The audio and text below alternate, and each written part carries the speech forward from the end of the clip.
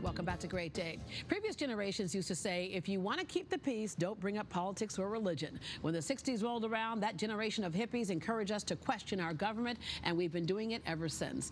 Our next guest says, at the same time we need to be engaged in politics, we also need to be respectful and work toward a common goal of improving our nation. Sophia Nelson is the author of the new book, Pluribus One, Reclaiming Our Founders' Vision for a United America. Hello there. All right, you live in the hotbed of a lot of the controversy in Washington, D.C.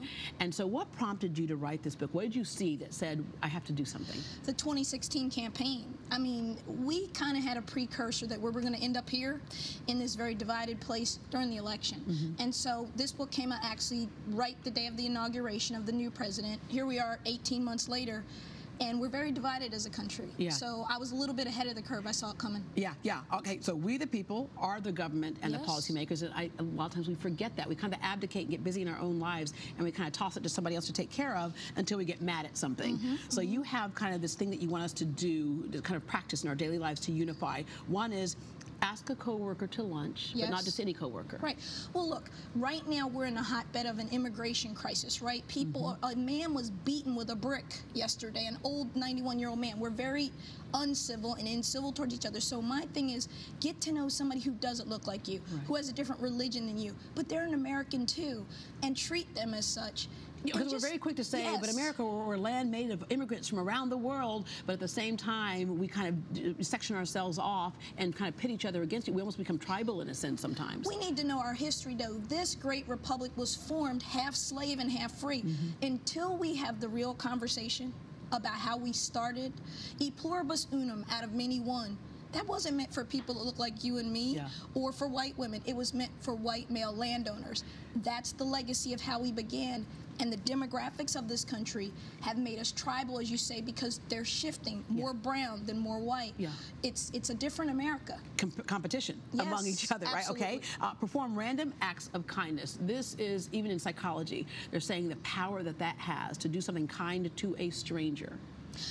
When the rest of us watched back in Washington, you here in Houston deal with the aftermath of the hurricane, what warmed my heart was the people I saw wade in the water and rescue. They didn't care what color somebody was. They didn't care about what religion. They cared about their fellow American, their fellow human being. Those were random acts of goodness and kindness, and it made us all feel proud of what you all were doing here in Houston. And you can do something really small. The other day I was at Chick-fil-A, and I went to go pay, and the lady said, the woman in front of you already paid for you. Oh, wow. Which is very sweet. But it's a little thing, or paying somebody's toll for them, right? Absolutely. All right. Be positive on social media and text. And this one really gets me, because people will spout their opinion. And I think if you're going to do something really, you know, vitriolic, and we get passion, but know what you're talking about. Facebook has broken up more friendships and more relationships. This is not me making this up. This is articles, news articles. I've seen the posts. You've seen them. We attack because we like the president. We don't like him. We feel some way. We don't. And then we forget that we're human beings, and then we take our politics and we make them personal. I would tell people to stop doing that. Have an opinion, but be informed and think reasonably. Make people come to your side by how you persuade them, not attack them. And persuade them with the facts that you have, right? Because oftentimes people will say, I just don't like that person. Well, that's not good enough. Give me something else, okay? Support and engage elected officials. Again, we've kind of made it us against them type of thing. The thing is, they are the ones in office. They are the ones who are going to make the decision. You can be on their side or not, but if you're on their side, let them know how you feel and what you'd like them to do as elected officials. Deb, there are some things that are beyond partisanship.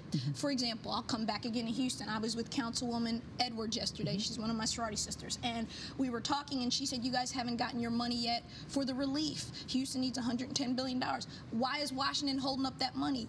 You guys are American citizens. You need that. We need to support you beyond the politics of Republican, Democrat, or if, you know, we need to cut that out. Stop. And you can actually start with who your elected officials are. Absolutely. Know who your representative in Congress is. Who are your senators? Governor. Know who they are. And there's a lot of power in writing. There we go. We've got our folks there. Our senators Ted Cruz, John Cornyn, and Culberson is in my district. But know who they are so that you can engage with them.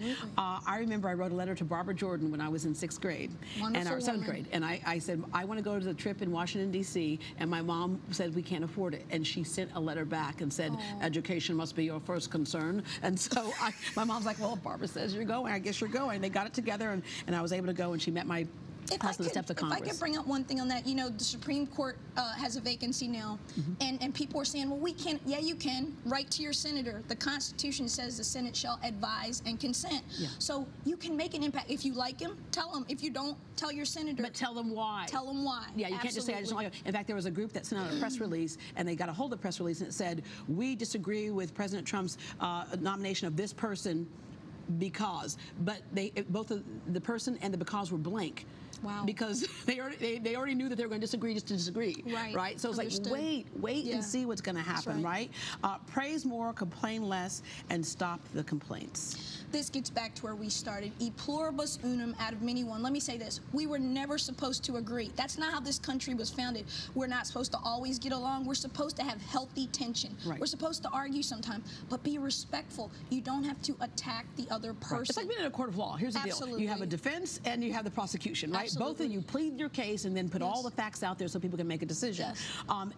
It's something very simple. Exercise your right to vote. Absolutely. The 2018 midterms are coming up in November. I think they will be one of the most pivotal elections of our generation and in this country's history. So I want to encourage people to get informed and engaged. And remember, we the people of the United States of America form this republic, not the politicians. It's about us. Yeah, and you're right, it is pivotal because the country is changing. Absolutely. See, I voted. I walked around with my little sticker in my head. I voted. All right. But with that said, there are still a lot of folks who are disenfranchised or disengaged for a reason. They don't feel like they're part of the fold. I know I challenged our Democratic representatives here and our Republicans here and said, here's my issue. As an African American, oftentimes I feel like Democrats think they already have my vote, historically, and Republicans think we'll never get it, so we won't lobby toward it. There's a whole new group of us that are saying, wait a minute, we want to hear what you have to say, right?